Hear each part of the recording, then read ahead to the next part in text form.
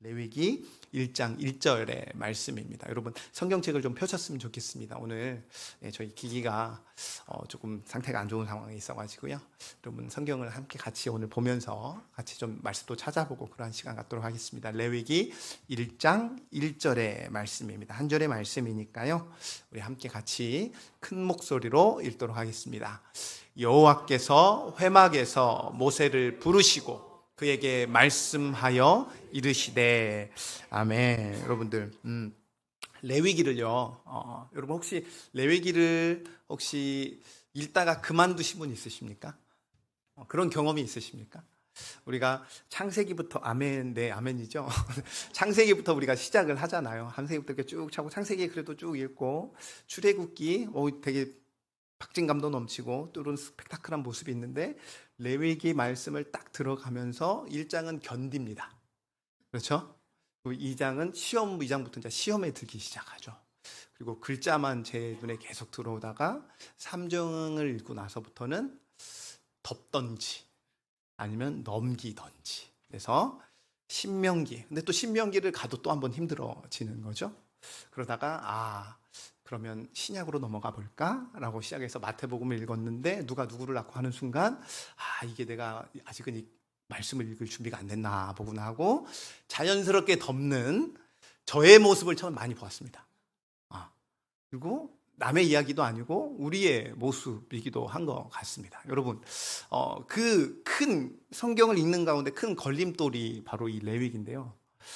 많은 신학자들이 이 레위기에 대해서 뭐라고 이야기하냐면 구약 성경의 심장이라고 이야기합니다. 하죠. 그러니까 우리는 심장을 넘어간 상태로 말씀을 많이 이렇게 봅니다. 그리고 이 심장에 대해서 설교할 때마다 이 수많은 설교자들이 두려움을 가지고 설교를 합니다. 이게 굉장히 지루하고 딱딱해 보일 수 있고 또 내가 과연 맞게 이것을 강론을 하고 있는가라고 저희가 이 레위기를 여러분들과 함께 같이 시작할 때 제 안에도 수많은 번민과 고민이 있었습니다. 레위기를 하는 게 맞는 건가 아니면 다른 성경을 다른 본문을 우리가 시작하는 게 맞는 건가 하는데 저에게 굳은 마음 두 가지가 있는데요. 그것이 무엇이냐면 예배였고요. 첫 번째는 예배였고요. 두 번째는 삶의 예배, 거룩이었습니다. 그러니까 이 두 가지를 계속해서 놓고 기도하는 가운데 도저히 레위기를 건너뛸 수가 없더라고요. 그래서 지금 제 서재에만 가도 이렇게 레위기에 관련된 책을 이렇게 쌓아놓고 있는데 이게 하나하나 볼 때마다 고통스럽고 힘들고 어렵지만 최대한 제가 소화를 하면서 여러분들과 함께 이 레위기에 대해서 좀 함께 나눌 텐데 여러분들도 좀 이렇게 다짐해 주셨으면 좋겠습니다. 그래서 이 레위기가 끝날 땐 내가 어떻게 하나님의 거룩, 구별됨을 가지고 세상에서 예배하며 살아갈 수 있는가 그것을 좀 기대하고 소망하면서 저하고 함께 같이 이 말씀을 같이 나누도록 하겠습니다. 여러분 오늘 이 보시면요. 유대인들이 자녀들에게 성경을 가르칠 때요, 제일 먼저 가르치는 성경이 무엇일까요? 이렇게 물었으면 답이 딱 이미 정해져 있겠죠? 레위기입니다. 자녀들한테 성경을 가르칠 때 유대인들이 제일 먼저 가르치는 성경이 창세기가 아니라 레위기입니다. 왜 그럴까요? 여러분, 제가 우리 아이들한테 뭔가를 가르칠 때 아직 되게 어리잖아요. 제가 그럼 뭘 가르칠까요?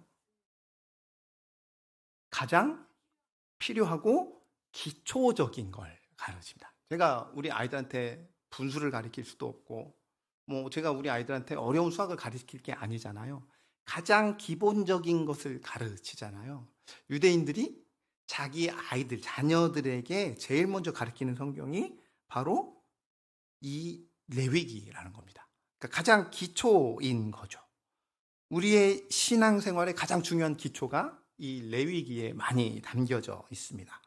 하나님을 믿는 백성들이 이 죄 많은 세상 속에서 구체적으로 어떻게 하나님을 예배하고 또 어떻게 거룩하게 살아가야 하는지에 대해서 분명한 해답이 나와 있는 성경이 바로 이 레위기입니다. 자, 특히 여러분 이 레위기는요 성경의 다른 책들과 구별되는 게 하나 있습니다. 그게 뭐냐면요 레위기에 전체 내용의 약 90%가요. 여러분 90%면 어마어마한 과입니다. 여러분 레위기가 총 몇 장까지 있죠? 한번 보십시오. 몇 장까지 있죠? 27장이 있습니다. 27장이 있은 거예요. 여러분 이 27장 중에 무려 90%가 하나님께서 직접 하신 말씀입니다.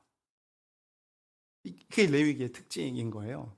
다른 모든 성경과는 다르게 이 레위기의 90%는 하나님이 직접 하신 말씀입니다. 그래서 화면 한번 보여주시면 이렇게 시작이 되는 경우가 되게 많습니다. 뭐라고 시작이 되냐면 여호와께서 모세에게 말씀하여 이르시되 라는 말들이 끊임없이 반복됩니다.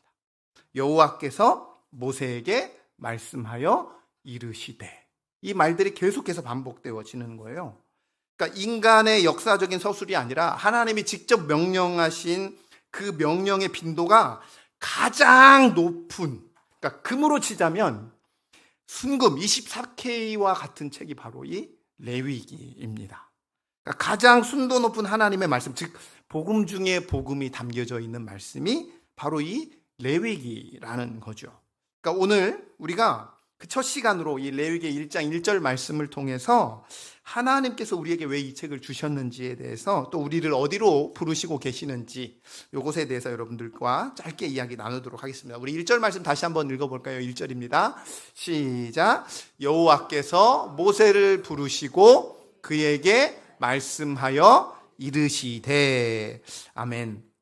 여러분, 이 우리말 성경에는, 이 개역개정에는 번역할 때 생략된 게 하나 있는데요. 그게 뭐냐면 히브리어 원문을 잘 보면 시작할 때 이 접속사가 하나 붙습니다. 그게 뭐냐면 그리고입니다. 그리고 and라는 이 접속사가 하나 빠져 있습니다.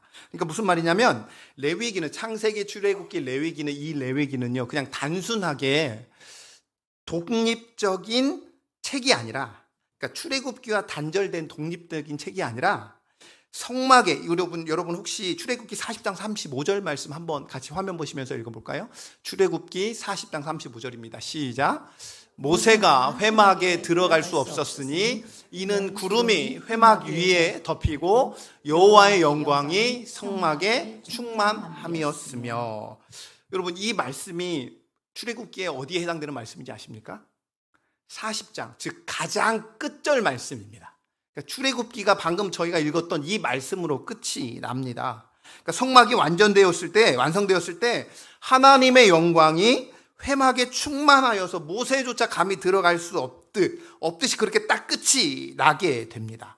그런데 그렇게 성막에 임재하신 하나님께서 이제 구속받은 백성과 어떻게 교제하시는지를 계속해서 보여주는 출애굽기의 연속된 말씀이 바로 이 레위기 말씀이라는 거예요. 여러분, 이 레위기의 히브리어 제목, 그러니까 대부분 구약의 성경들의 제목이 있는데요. 그 제목은 어떻게 하냐면 첫 단어, 그러니까 그 성경의 첫 단어를 보통 제목으로 띱니다.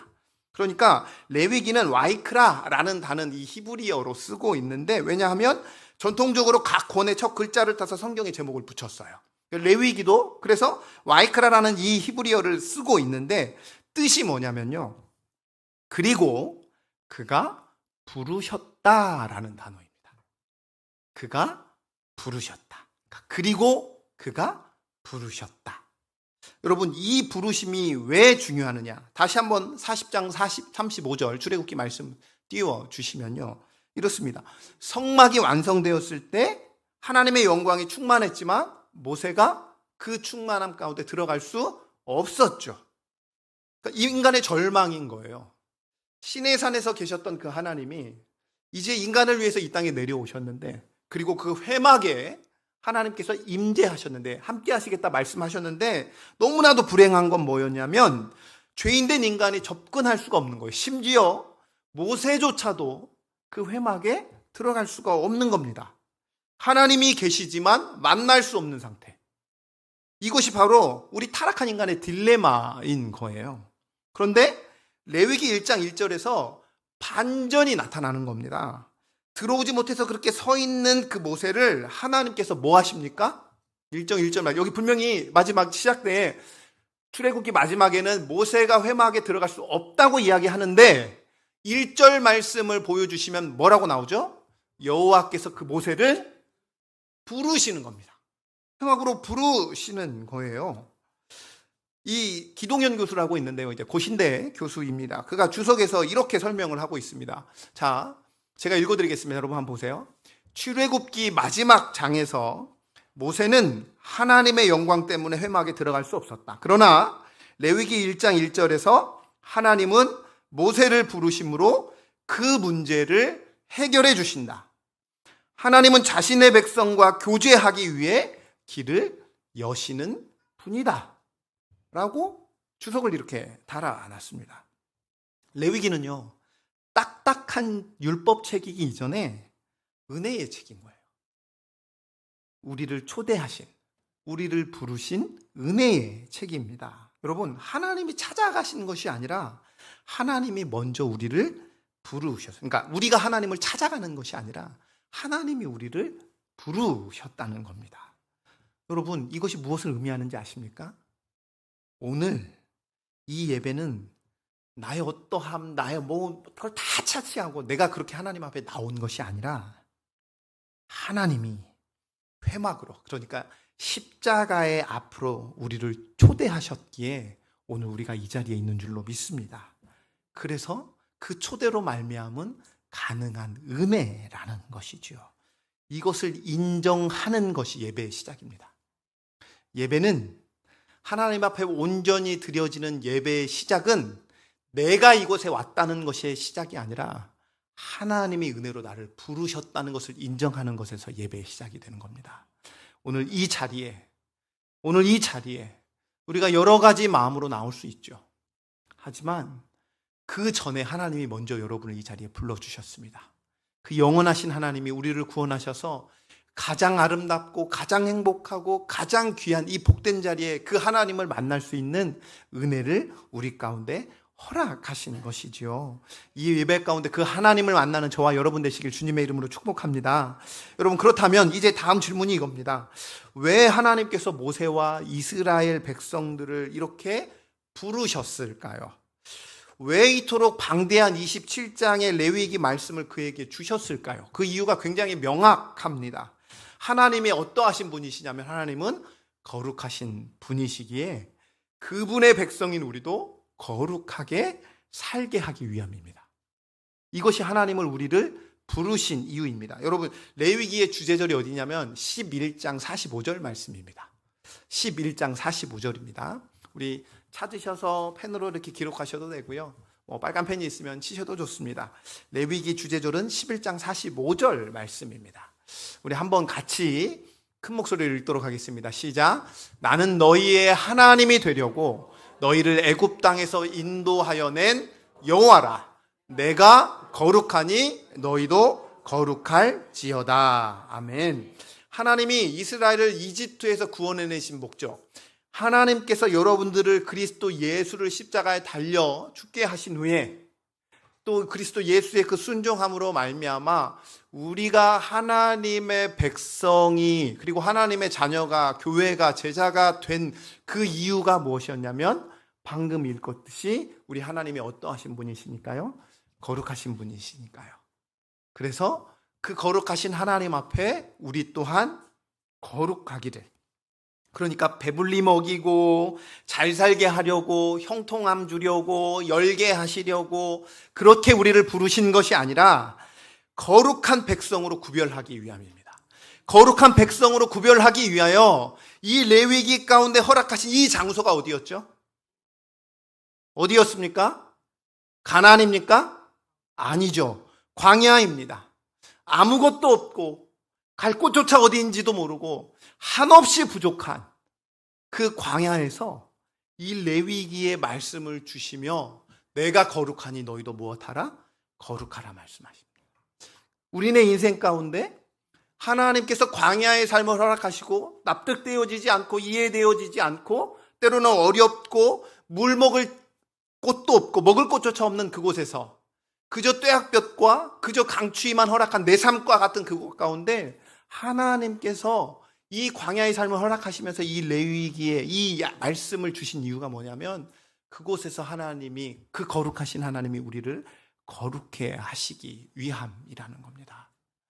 이 과정이 때로는 고나고 지치고 어렵고 힘들겠지만 그것이 우리네 인생에서 가장 큰 아름답고 귀한 복이기에 하나님께서 오늘 이 말씀을 우리 가운데 주셨다는 것이지요. 여러분, 신약의 베드로전서를 보면 동일하게 이 말씀이 나옵니다. 1장 15절 말씀입니다. 계속해서 반복되어집니다. 한번 같이 읽도록 하겠습니다. 시작.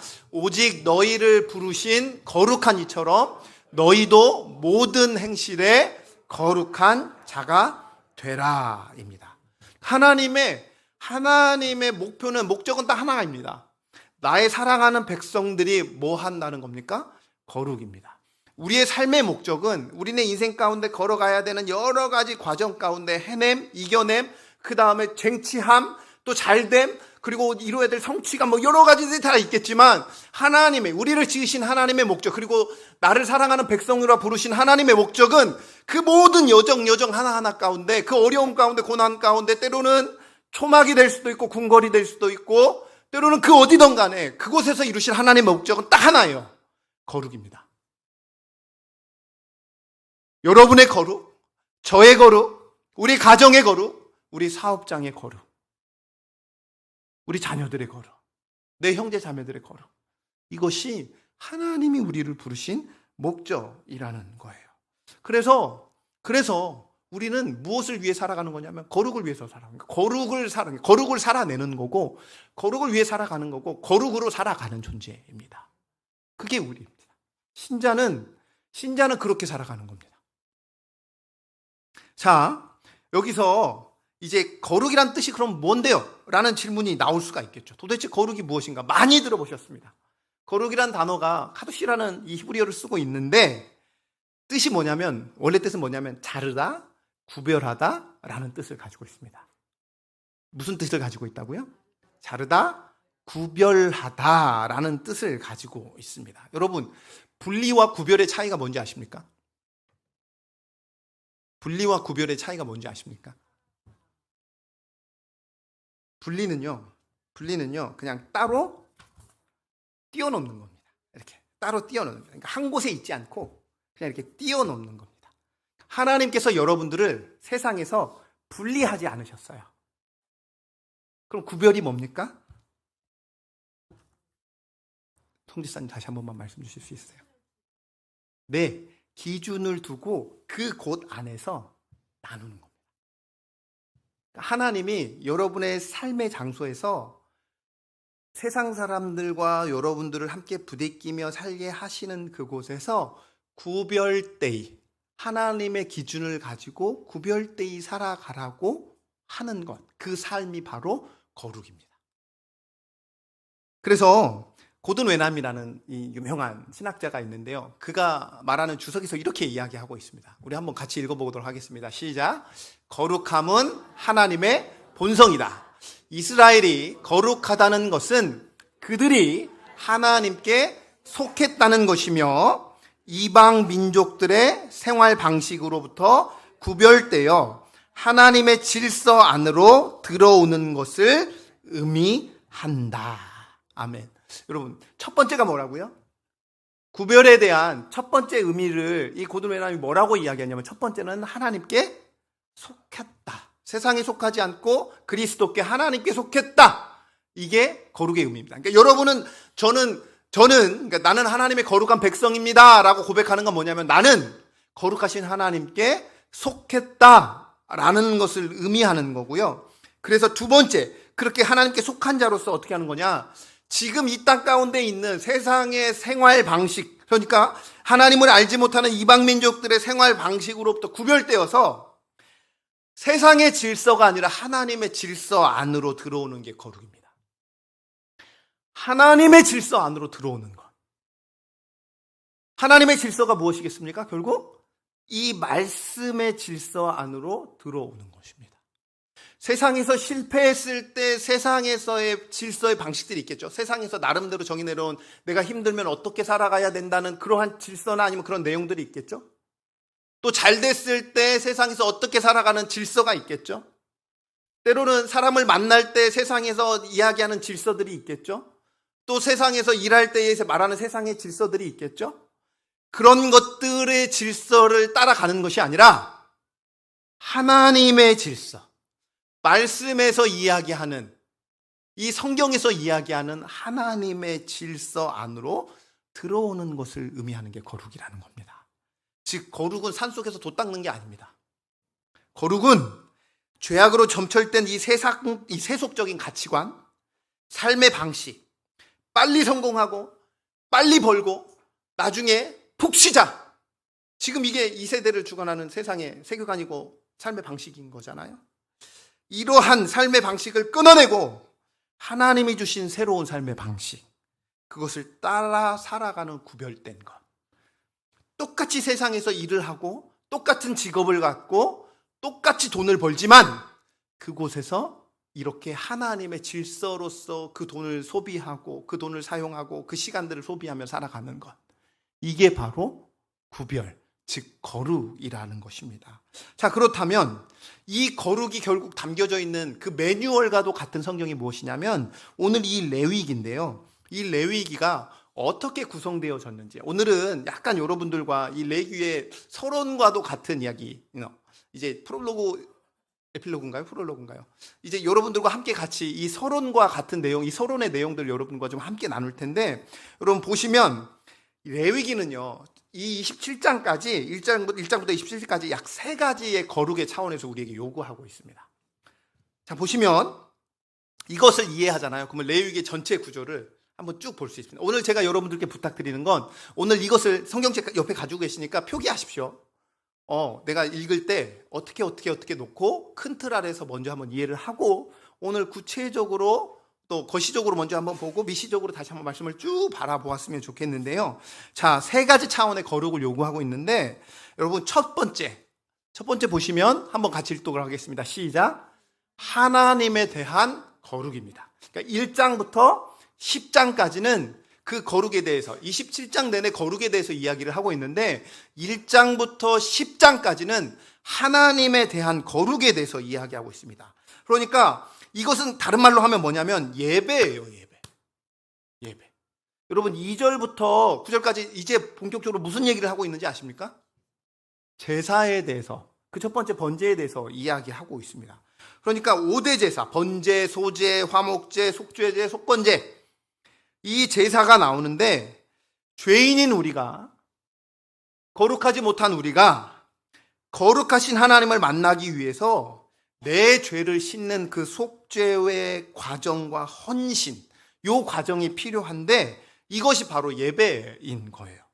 그러니까 하나님을 전심으로 사랑하는 자는 여러분 바른 예배를 드립니다. 다시요, 여러분 기억하십시오. 하나님을 진심으로 전심으로 사랑하는 자는 하나님 앞에 바른 예배를 드립니다. 여러분, 왜죠? 왜 하나님을 이 전심으로 사랑하는 자가 바른 예배를 드릴 수 있을까요? 답은 굉장히 단순하고, 제가 묻는 이 질문 앞에 답이 있습니다. 사랑하니까요. 사랑하면 다 주니까요. 사랑하면 그것만 생각하니까요. 그 사람만 생각하니까요. 그분만 생각하니까요. 나를 사랑하사 우리에게 모든 것을 내어주신 그 하나님 아버지의 사랑을 참되게 알면, 깊이 알면, 말씀을 통해서, 예배를 통해서 깊이 알면 이 예배에 우리가 전심으로 반응하게 되죠. 세상을 사랑하면 우린 전심으로 예배 드릴 수 없습니다. 하나님도 사랑하고 세상도 사랑해도 전심으로 예배를 드릴 수 없습니다. 왜? 세상의 근심과 염려가 나의 한쪽에서는 계속해서 작동하니까요. 계속해서 동작하니까요.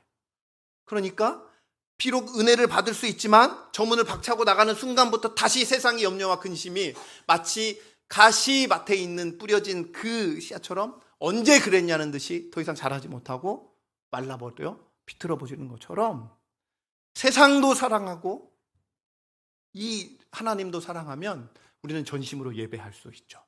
예배의 가장 큰 특징이 뭔지 아십니까? 변화입니다. 하나님을 전심으로 만나는 자는 자연스럽게 예배 가운데 변화가 되어지게 되어 있습니다. 그게 우리에게 허락하신 은혜입니다. 자, 이 찬양의, 기도의, 말씀에 감격이 있고 감동이 있고 깨달음이 있고 결단이 있고 변화가 있습니다. 여러분, 이거는 저에 대한 익스큐즈와 변명이라고 생각하지 않으셨으면 좋겠습니다. 여러분, 나는 저 교회 가면 저 교회 목사님의 말씀이 참 좋아. 나는 저 교회 예배가 참 좋아. 나는 우리 교회 예배가 별로 나하고는 잘 안 맞는 것 같아. 나는 우리 교회 우리 목사님 설교가 나하고는 좀 잘 안 들리고 잘 안 맞아. 어떻게 생각하십니까? 어떻게 생각하십니까? 여러분이 하나님을 만나러 가는 겁니까? 선택해서 저 교회에 하면 하나님이 계시니까 내가 만나러 가겠다는 겁니까? 우리가 굉장히 오해하는 것 중에 하나가 있습니다. 예배는 초청인데요. 하나님이 오늘 또 우리를 초청하고 계시는데 제가 선택적으로 가는 겁니다. 결국 이 예배의 주인은 누구에게 있다는 거예요? 나라는 거예요. 듣기 싫은 설교 있을 수 있습니다. 세상적인 이야기를 하면 그럴 수 있죠. 정치 이야기를 하고 자기 이야기를 하고 이곳에서 하나님이 아닌 다른 것들을 이야기하면 힘들 수 있죠. 하지만 복음에 대해 이야기할 때 그것들이 나의 삶에 반하는 거부감이 있었을 때 내가 어떻게 반응해야 될지는 우리가 잘 고민하셔야 됩니다. 예배의 주인은 하나님이시고 하나님이 여러분을 초청하셨습니다. 나의 어떠함의 문제가 아닙니다. 그저 하나님을 바라보는 것이 우리가 그 거룩하신 하나님을 만나는 것이고 진정한 거룩의 의미라는 거죠. 사랑하는 성도 여러분, 이 레위기의 가장 큰 특징이 무엇인지 아십니까? 다 죽습니다. 자칫 잘못하면. 대제사장도 죽습니다. 잘못하면. 그 거룩하신 하나님 앞에 그 하나님께서 하나님의 하나님 되심을 어떻게 바라보는지에 대해서 아주 자세하고 극명하게, 그렇지 않을 경우에 나타나는 그 불상사마저도 숨기지 않고 하나하나 다 나열하고 있습니다. 피곤하시죠? 고나시죠? 저는 조금 잠깐 쉬겠습니다. 그게 나의 마음이 아니라는 거예요. 오늘은 제가 컨디션이 좋으니까 한번 무조건 한번 전진적으로 되게 제가 100% 다 받아드리겠습니다. 저는 오늘 컨디션 좋거든요. 제 삶에도 나쁘지 않거든요. 이게 오늘 우리가 드려하는 예배의 삶의 모습과 방향이 아니라는 거예요. 나의 어떠함, 나의 모습 다 하나님 다 받아주시기에 나의 그냥 그 모습 그대로 하나님 앞에 나아가는 것, 그것이 거룩하신 하나님 앞에 나아가는 우리의 모습이라는 것입니다. 사랑하는 성도 여러분, 오늘 이 거룩한 삶의 매뉴얼에 대해서 다시 한번 말씀을 드리면 첫 번째, 하나님에 대한 거룩이라는 거예요.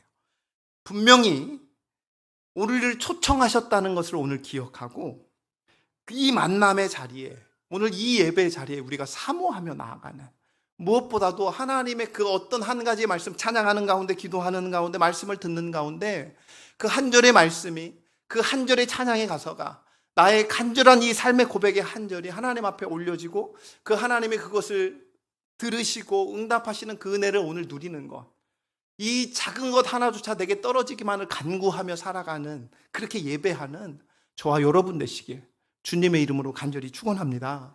여러분, 두 번째입니다. 첫 번째 하나님에 대한 거룩이라면 두 번째는 무엇이냐면, 한번 같이 읽겠습니다. 시작. 네, 자신에 대한 거룩입니다. 여러분, 이것은 어떤 것을 의미하는 거냐면 성결한 삶을 다루고 있습니다. 성결한 삶. 무엇을 먹을지, 음식법이죠. 또 질병과 위생을 어떻게 관리할지, 성적인 순결을 어떻게 지켜야 할지를 레위기에서 하나님의 백성, 구별된 자는 어떻게 살아가야 되는지에서 아주 잘 기록되어져 있습니다.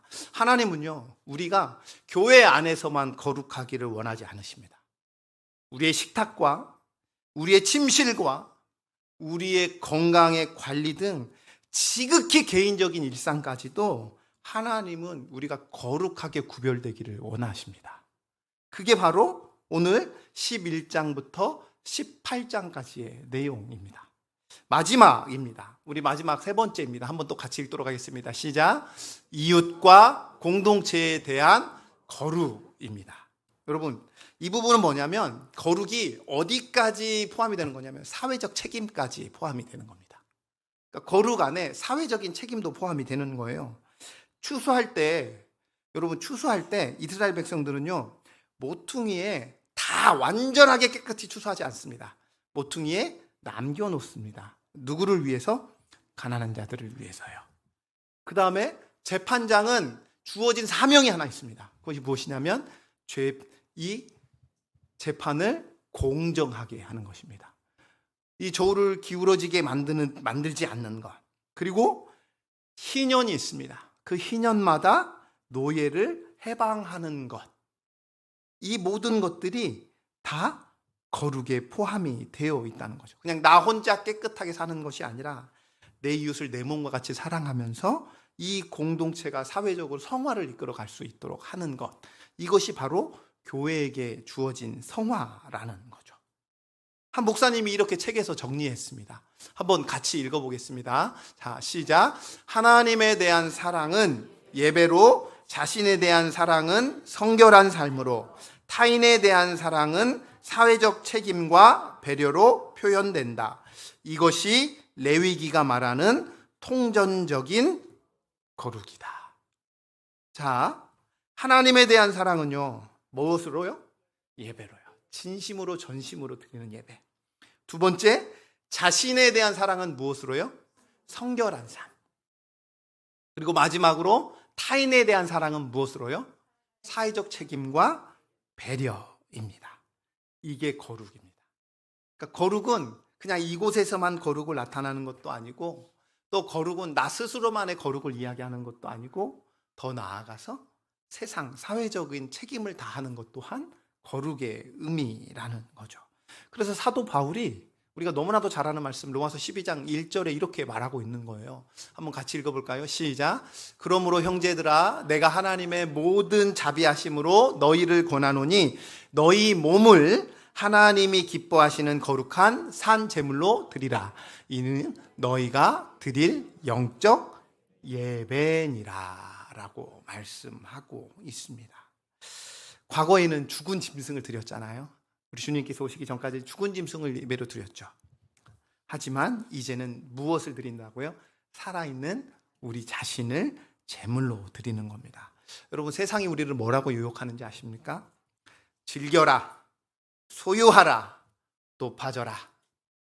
끊임없이 이렇게 이야기합니다. 즐겨라, 소유하라, 높아져라. 그러면 레위기에서 그 거룩에 대해서 이야기하는 성경에서는 뭐라고 말하는지 아십니까? 제가 혹시 썼지 않았나요? 한번 읽어볼까요? 시작. 성경은 우리에게 이렇게 이야기하고 있습니다.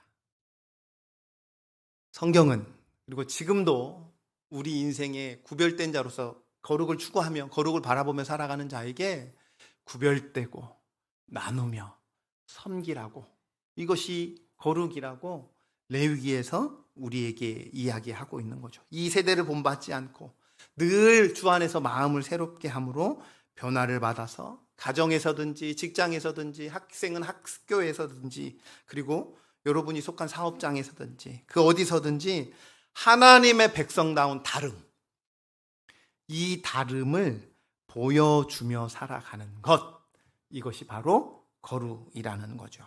이것이 오늘 하나님께서 회막에서, 오늘 이 성전에서, 오늘 이 교회에서 여러분과 저를 부르신 목적입니다. 진리를 붙잡고 이것이 가장 대단하다는 것을 나의 힘으로, 나의 목소리로, 내가 가진 권력으로 증명해내는 것이 아니라 거룩으로, 방금 말씀드렸듯이 구별됨으로, 나누면서 섬김으로 주의 사랑을 증명하며 살아가는 것, 이것이 바로 거룩이라는 것이지요. 이것이 바로 27장까지의 레위기의 정신입니다. 말씀을 이제 마치겠습니다. 사랑하는 성도 여러분, 오늘 이제 우리가 이 레위기라는 정말 거대한, 아주 거대한 산과 같은 이 딱 초입에 저희들이 서 있는데요. 1장 1절에 다시 한번 보여주면 이렇게 말하고 있습니다. 여호와께서 회막에서 모세를 부르시고, 이 짧은 한 절이 무엇보다도 우리 심령에 울림이 있기를 원합니다. 하나님이 나를 부르셨다는 것.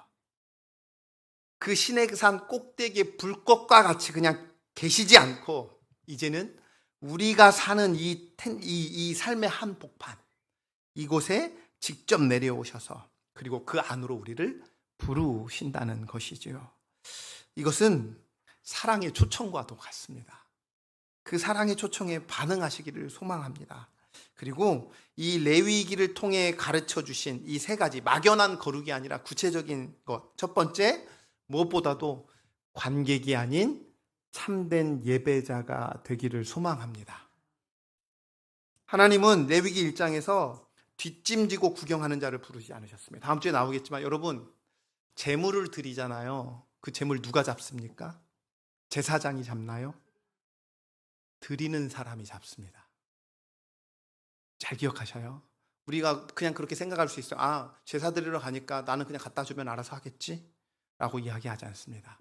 안수를 하고 나서 직접 드리는 사람이 그 이곳에 레위기에 있는 그 말씀 그대로 어떻게 각을 뜨고 어떻게 해야 되면 요거를 직접 다 잡습니다. 여러분, 그 잡을 때 그거 딱 잡잖아요. 그러면 소가 나는 이제 주 앞에 죽는구나, 내가 저 사람을 통해서 죽는구나, 주님 감사합니다 가만히 있을까요? 몸부림치고 피가 솟구르며 정말 상상하지 못할 정도의, 아마 그 어떤 사람은 그 사람의 몸을 그 피로 다 뒤집어 쓸 수도 있습니다.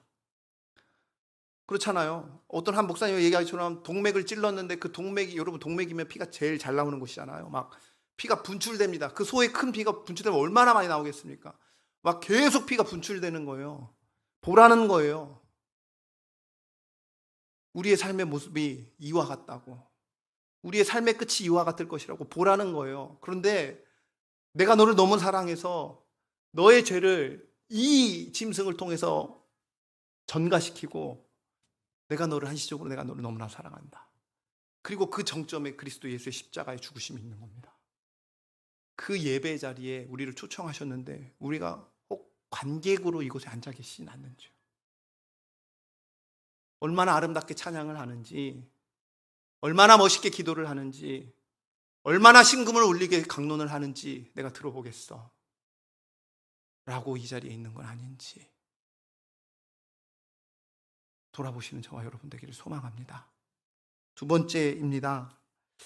은밀한 일생을 성소로 만들기를 원합니다. 앞에 뭐가 붙었죠? 은밀한 일상입니다. 은밀의 뜻이 뭐죠? 나만 아는 겁니다. 나만. 다른 사람은 모르고 나만 아는 것. 은밀한 일상. 그곳마저도 무엇으로 드리라고요? 하나님의 성소로 만들라는 것입니다. 아무도 보지 않는 곳에서의 거룩을 이 레위기는 우리에게 요구하고 있는 거죠. 내가 클릭하는, 내가 핸드폰을 통해서 보는 그 화면들, 내가 무심코 내뱉는 그 말들, 나의 식탁과 나의 소비 습관과 이 모든 것들이 세상 사람들과 구별되어야 한다고 말하고 있습니다. 단 한마디를 하여도 세상을 살리는, 사람을 살리는 말들이어야 하며, 단 하나의 행동을 하더라도, 단 하나의 씀씀이가 있더라도 이것이 하나님의 영광을 위하여, 하나님의 나라를 세우는 곳에, 하나님의 시선이 머무는 그곳에, 그리고 가난한 자들을 향하여, 힘없는 자들을 위하여 쓰라고, 사용하라고 우리에게 말씀하고 있는 거죠. 교회 안에서의 거룩한 모습 드러내는 그런 이중적인 모습 아니라 나의 가장 사적인 공간까지도 하나님이 거하시는 거룩한 성소로 만들어가는 것입니다. 세 번째입니다. 한번 같이 읽도록 하겠습니다. 시작. 이웃의 눈물을 닦아주는 거룩한 이웃이 되자. 이 레위기의 절정이 결국 어디를 통해서 나타나는 거냐면 이웃사랑입니다. 가난한 자를 위해 말씀드렸듯이 밥 모퉁이 곡식을 남겨두고 억울한 자의 재판을 굽게 하지 않는 정의. 세상은 더 많이 가져라라고 말하지만 우리는 더 많이 나누는 삶. 이것이 바로 레위기 정신이고 거룩의 삶인 것입니다. 사랑하는 성도 여러분, 지금 이렇게 여러분에게 말씀하고 있습니다. 내 사랑하는 아들아, 내 사랑하는 딸아, 세상과 섞이지 말고 나에게로 돌아오라. 오늘 이 음성이 여러분과 우리 가정과 우리 일터와 또 우리가 기도하고 있는 그 모든 이들에게 들려지시기를 주님의 이름으로 간절히 축원합니다.